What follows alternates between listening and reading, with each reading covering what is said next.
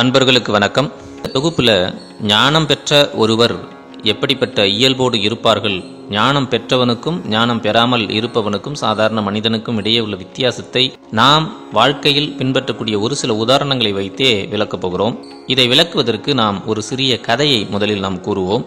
ஒரு குரு சிஷ்யர்களோடு ஒரு பயணத்தை மேற்கொண்டிருக்கிறார். அந்த பயணம் செல்லக்கூடிய இடம் என்பது பாலைவனம் போன்றது. அங்கே ஒரு நிழலுக்கு கூட ஒரு மரம் கிடையாது. அப்படிப்பட்ட இடத்துல சீடர்கள்லாம் ரொம்ப கஷ்டப்படுறாங்க. வெயில் பயங்கரமா அடிக்குது, அனல் காத்து அடிக்குது, சாப்பாடு கிடையாது, தாகம் எடுக்குது, தண்ணீர் குடிக்க தாகம் எடுக்குது. கொஞ்ச தூரம் நடக்க நடக்க அவங்களுடைய கால்கள்லாம் பின்னுது, அவங்களால நடக்கவே முடியல. கீழே அவ்வளோ பயங்கர சூடு. கொஞ்ச தூரத்துக்கு அப்புறம் பசிக்கவும் ஆரம்பிச்சிருது. இவங்க கிட்ட சாப்பாடும் இல்லை. குரு அவருடைய வேதனைகளை பொறுத்து கொண்டு நடந்து வராரு. சீடரும் பார்த்தீங்கன்னா ரொம்ப கஷ்டப்பட்டு முன்னாடி நடந்து போயிட்டு இருக்காங்க. அப்படியே போயிட்டு இருக்கிறப்ப ஒரு கட்டத்தில் இருட்டி போகுது. இருட்டி போன பிறகு அவங்களுக்கு கண்ணில் ஒரு மரம் தென்படுகிறது. அந்த மரத்துக்கு கீழே இளைப்பாற வேண்டும் என்று தோன்றுகிறது. குருவும் பார்த்தீங்கன்னா நம்ம இன்னைக்கு இங்கே தங்கிட்டு, சீடர்களுடைய மனநிலையை அவர் புரிஞ்சுக்கிட்டாரு. இன்னைக்கு நம்ம இங்கே தங்கிட்டு நம்ம நாளைக்கு நம்ம மேற்கொள்வோம் பயணத்தைன்னு சொல்கிறாங்க. அவர்கள் நடந்து வந்த சோர்வில் உடனே எல்லாம் படுத்துடுறாங்க.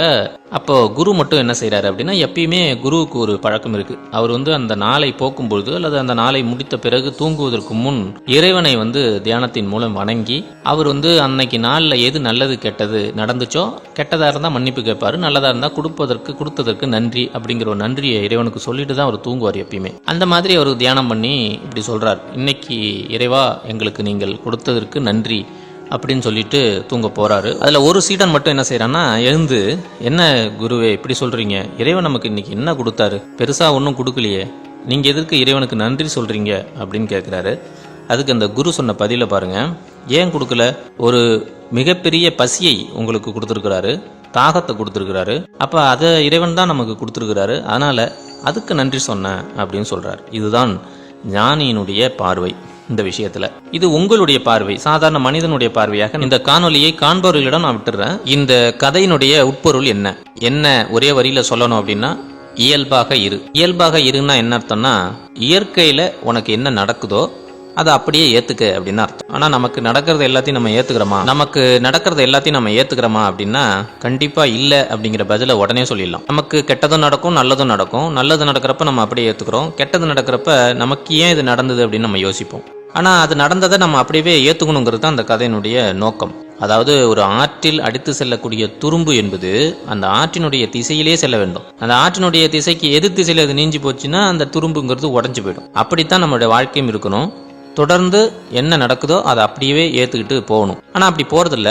ஏன்னா நமக்கு ஒரு மனசு அப்படின்னு ஒண்ணு உருவாயிடுது. அந்த மனசுக்குள்ள நான் என்பது அங்கே உருவாகிறது. அந்த நான் என்பது என்ன சிந்திக்கும் அப்படின்னா, நமக்கு விரும்பியவற்றை நடக்கக்கூடிய அளவுல தான் அது கற்பனையை பண்ணி வைக்கும். நடக்கிறதெல்லாம் நமக்கு நல்லதா நடக்கிற மாதிரி, நம்ம விரும்புற மாதிரி தான் நடக்கணும் அப்படிங்கிற மாதிரி கற்பனை பண்ணி வச்சிருக்கும். கற்பனை கோட்டையே கட்டும். அந்த நான் என்பது அதை தான் செய்யும். ஆனா அது நடக்காத பட்சத்துல, உண்மை வேறு விதமாக இருக்கும் பொழுது அந்த நான் என்ன செய்யும் அப்படின்னா, ஒன்று விரக்தி அடையும், அப்படி இல்லைன்னா அந்த உண்மையை மறைக்கும். இப்போ நீங்க விரும்பக்கூடிய ஒரு அரசியல் தலைவர் இருக்காரு.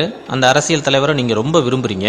அவர் தவறே செய்தா கூட நீங்க ஏத்துக்குவீங்க. அந்த அளவுக்கு தான் நீங்க இருப்பீங்க. அவர் மீது அவ்வளோ அன்பு உங்களுக்கு. அப்போ உண்மை நிலவரங்கிறது அவர் தவறு செய்தார் அப்படிங்கிறது. ஆனா நீங்க என்னன்னு சொல்லுவீங்கன்னா, அவர் தவறு செஞ்சிருக்க மாட்டாரு, அவர் இந்த சூழ்நிலையால செஞ்சிருப்பாரு, அவர் அந்த சூழ்நிலையால செஞ்சிருப்பாருன்னு ஏதாவது ஒன்று பண்ணி அதை சமாளிப்பீங்க. அதுதான் உங்களுடைய நான் அவர் மீது வைத்திருந்த அந்த கற்பனை என்பது. அது நல்ல விதமாவே தான் இருக்கும். அது உண்மை நிலையை எப்போதும் ஏத்துக்காது. ஆனா ஞானிகள் அப்படி இருப்பதில்லை.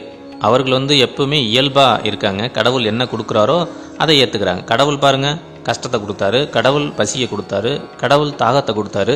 இதெல்லாமே கடவுள் கொடுத்ததை அவர் ரொம்ப இன்பமா ஏத்துக்கிறார். ஆனா நம்மளால அப்படி ஏத்துக்க முடியாது. அப்படி ஏத்துக்கக்கூடிய ஒரு பக்குவம் நமக்கு வரணும். நம்ம இன்னும் சாதாரண மனிதனாகவே தான் இருக்கும். ஒரு ஞானிக்கும் ஒரு சாதாரண மனிதனுக்கும் இடையான வித்தியாசத்தை நம்ம சொல்லணும் அப்படின்னா, இப்போ நீங்க சென்னையிலிருந்து டெல்லி ஃப்ளைட்ல போறீங்கன்னா, நீங்க உட்காந்துருக்கீங்க, ஃப்ளைட்டு பறக்குது, நீங்க எதுவுமே செய்யல. ஆனா ஒரு இடத்துல இருந்து இன்னொரு இடத்துக்கு நீங்க போயிடுறீங்க. ஆனா ஒரு பறவை அதே மாதிரி சென்னையிலிருந்து டெல்லி போகணும்னா அது என்ன செய்யும்? அதுவும் பறக்குது தான், நீங்களும் பறக்கிறது. இது ரெண்டும் ஒரே மாதிரியான நிகழ்வு அல்ல. நீங்க பறக்கிறது வேற, பறவை பறப்பது என்பது வேற.